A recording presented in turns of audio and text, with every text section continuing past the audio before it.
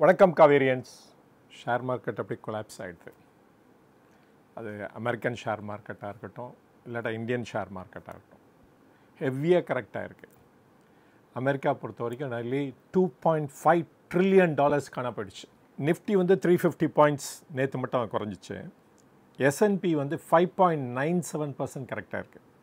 Nasdaq வந்து 5.8%, tau Jones 5.5%. So total loss in American market மட்டும் $2.5 trillion. And China வந்து retaliatory tariff வந்து America மேலே வச்சுருக்காங்க, க்ளோஸ் டு அபவுட் 34%. ஆனால் இந்த சிச்சுவேஷன்லேயும் ஒரே ஒருத்தர் மட்டும் ரொம்ப ஜாலியாக இருக்கார். அவர் யார்? உங்களுக்கெல்லாம் தெரிஞ்சவர். அவர் வேர்ல்ட்லே த பெஸ்ட் இன்வெஸ்டர்னு சொல்கிற வாரன் பஃபெட். இதை வந்து அவர் ஃபோர்ஸா அப்படின்னு சொல்லணும்.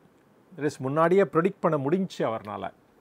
மார்ச் 24 அப்பயே நிறைய ஷேர் விற்றார்.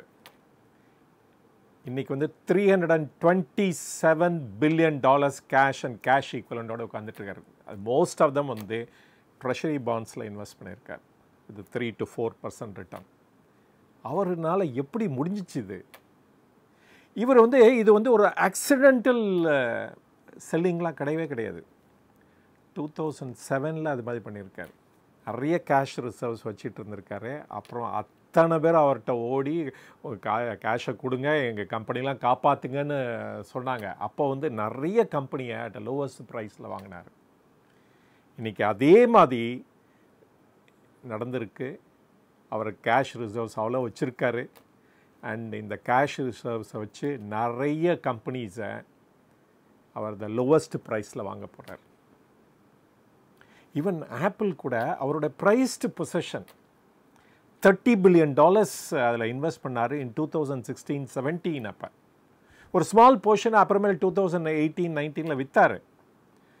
ஆனால் லாஸ்ட் இயர் பாருங்கள், மேஜர் போர்ஷனும் அவர் விற்றுருக்காரு. நியர்லி 2/3 ஆஃப் ஆப்பிளில் விற்றுட்டார்.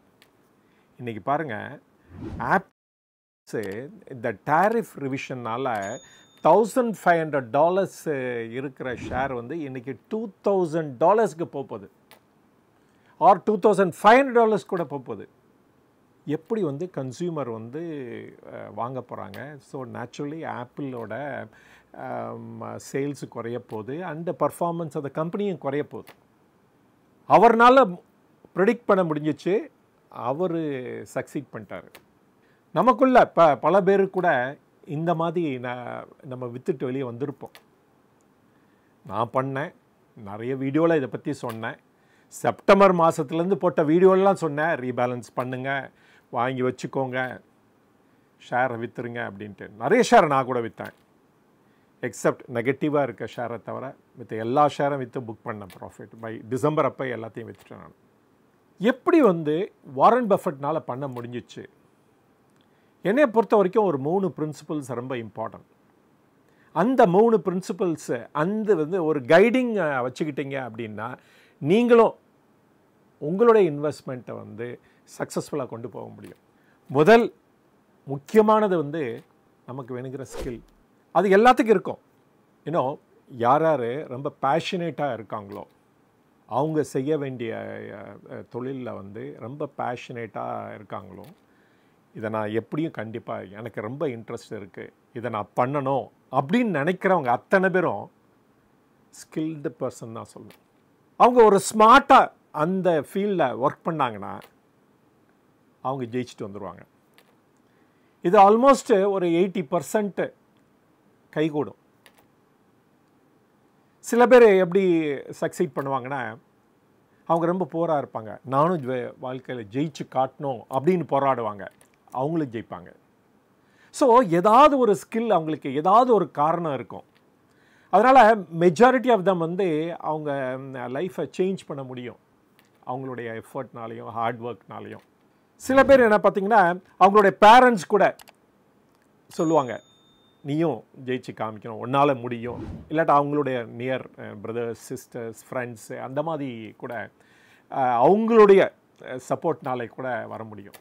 இது வந்து காமன், ரொம்ப ஈஸி. நிறைய பேருக்கு இந்த மாதிரி ஆப்பர்ச்சுனிட்டி அமையும்.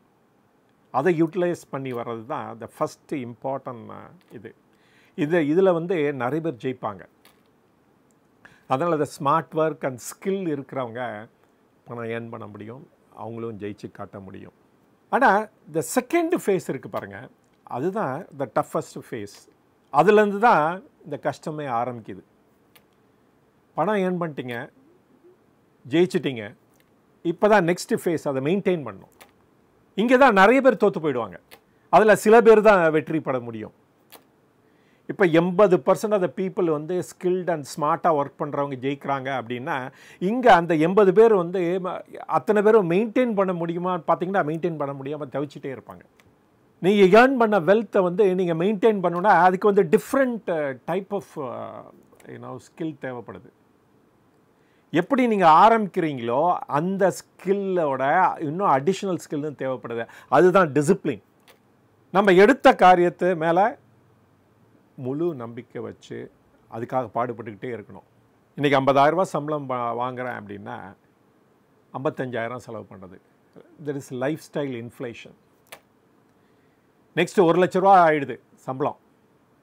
நான் என்ன பண்ணுறேன்னா 1,10,000 செலவு பண்ணுறது. 2,00,000 சம்பளம், 2,10,000 செலவு. அதான் இந்த லைஃப் ஸ்டைல் இன்ஃப்ளேஷன்.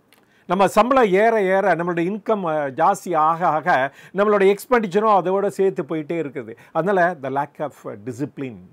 எந்த ஸ்கில் வந்து உங்களை வந்து அந்த 2 லட்சமோ 3 லட்சம் ஒரு மாதத்துக்கு ஏர்ன் பண்ண வச்சதோ அதோட இன்னொரு ஸ்கில்லும் தேவைப்படுது. அதுதான் த டிசிப்ளின் அப்படின்ட்டு. அந்த டிசிப்ளின் இல்லாதப்ப என்ன ஆகுது அப்படின்னா, இந்த சம்பாரித்த பணம் எல்லாம் 3 லட்சம் ஏர்ன் பண்ணாலும் 4 லட்சம் ஏர்ன் பண்ணாலும் இல்லைன்னா 10 லட்சம் ஏர்ன் பண்ணாலும் அது வந்து பற்றாக்குறையில் தான் போய் முடியுது. ஸோ த டிசிப்ளின் அதுதான் வந்து செகண்ட் லெவலில் வந்து நம்மளை காப்பாற்றும். டிசிப்ளின் மட்டும் போதுமா அப்படின்னா டிசிப்ளின் மட்டும் போதாது அதை மெயின்டைன் பண்ணுறதுக்கு.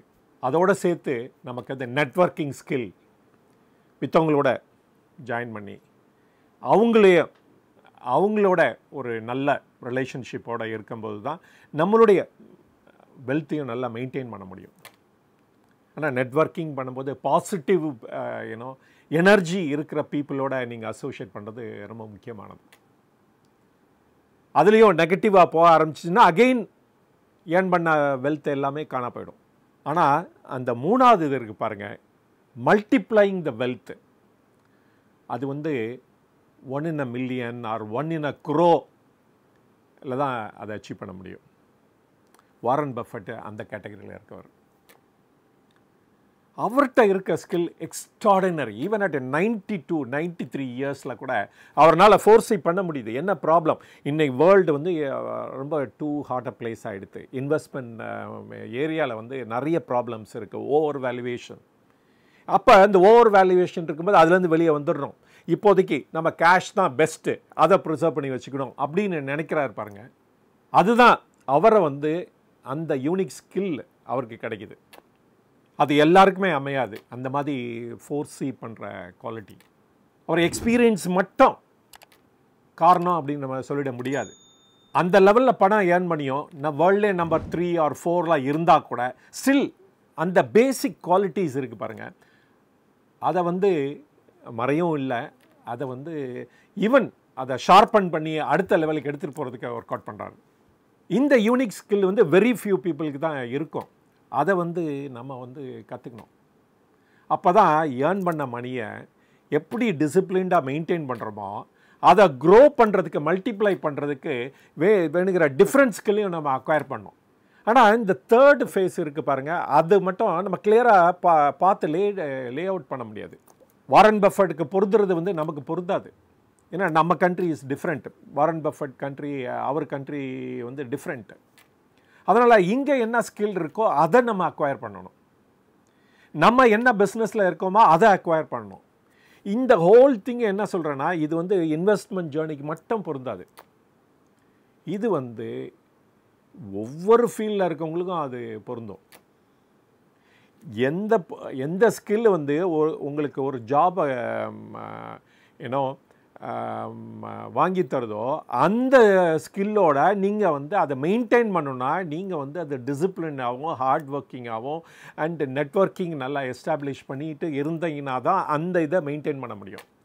அதுலேருந்து நீங்கள் மல்டிப்ளை பண்ணோம் அப்படின்னா உங்களுக்கு வெல்த்துக்கு தென் நீங்கள் வந்து டிஃப்ரெண்ட் ஸ்கில் அக்வயர் பண்ணி ஆகணும். இப்போ ஃபார் எக்ஸாம்பிள் நம்ம வந்து இன்வெஸ்ட்மெண்ட் ஜேர்னி எடுத்துக்கோம். இந்தியாவில் எடுத்துட்டிங்க அப்படின்னா நம்மளோட வெல்த்தை மல்டிப்ளை பண்ணோம் அப்படின்னா நம்மளும் வந்து இப்போ ஃபார் எக்ஸாம்பிள் ஏஐ வந்துருச்சு. It's an era of an AI, artificial intelligence. நம்மளில் பல பேர் எத்தனை பேருக்கு தெரியும் ஆர்டிஃபிஷியல் இன்டெலிஜென்ஸ் பற்றி? நம்ம அதை பற்றி கற்றுக்கிட்டோமா, தெரிஞ்சுக்கிட்டோமா? அது வந்து எப்படி நம்ம இன்வெஸ்ட்மெண்ட் ஜேர்னிக்கு ஹெல்ப்ஃபுல்லாக இருக்கும்னு நம்ம தெரிஞ்சுக்கிட்டோமா? அதுவும் தெரியணும். தெரிஞ்சாதான் நம்மளுடைய வெல்த்தை வந்து மெயின்டைன் மட்டும் இல்லை, மல்டிப்ளை பண்ணவும் முடியும். இதுவும் ரொம்ப இம்பார்ட்டன்ட். நேற்று கூட பாருங்கள், இப்போ தான் மனஸ்னு ஏஐ இன்ட்ரடியூஸ் பண்ணாங்க. இப்போ ஜென்ஸ் பார்க் அப்படின்ட்டு இன்னொன்று ஆர்டிஃபிஷியல் இன்டெலிஜென்ஸ் வந்து சைனாலேருந்து வந்துருச்சு. ஸோ இந்த மாதிரி நம்ம வந்து அக்வயர் பண்ணோம். அதில் என்ன இது இருக்குது, என்ன அது வந்து எவ்வளோ யூஸ்ஃபுல்லாக இருக்கும் நம்மளோட இன்வெஸ்ட்மெண்ட் ஜேர்னிக்கு, இல்லாட்டா உங்களுடைய பிஸ்னஸ்க்கு உங்களுடைய ஒர்க்குக்கு அது எவ்வளோ யூஸ்ஃபுல்லாக இருக்கணும் அப்படின்ட்டு அதெல்லாம் எக்ஸ்ப்ளோர் பண்ணி அதெல்லாம் தெரிஞ்சு வச்சுக்கணும். அஃப்கோர்ஸ் அந்த நெட்வொர்க்கிங் வந்து உங்களுக்கு ரொம்ப ஹெல்ப்ஃபுல்லாகவும் இருக்கும் அந்த அதே சமயத்தில். ஸோ நிறைய கஷ்டத்தை நம்ம பார்க்க போகிறோம். ஷேர் மார்க்கெட் வந்து இன்னும் நிறைய ப்ராப்ளத்தை ஃபேஸ் பண்ண போகுது. இதெல்லாம் ஓவர் கம் பண்ணோம் அப்படின்னா நான் சொன்ன இந்த 3 இம்பார்ட்டன்ட் டெக்னிக் புரிஞ்சுக்கிட்டு செயல் பண்ணோம். நான் வேரியஸ் மெஷரில் ட்ரையல் அண்ட் எரரில் டு சம்வாட் சக்ஸஸ்ஃபுல் அப்படின்னு நான் சொல்லுவேன். நான் அதே மாதிரி நீங்களும் ஆகணும். அதுக்காக தான் இந்த வீடியோ. மீண்டும் சந்திப்போம். வணக்கம்.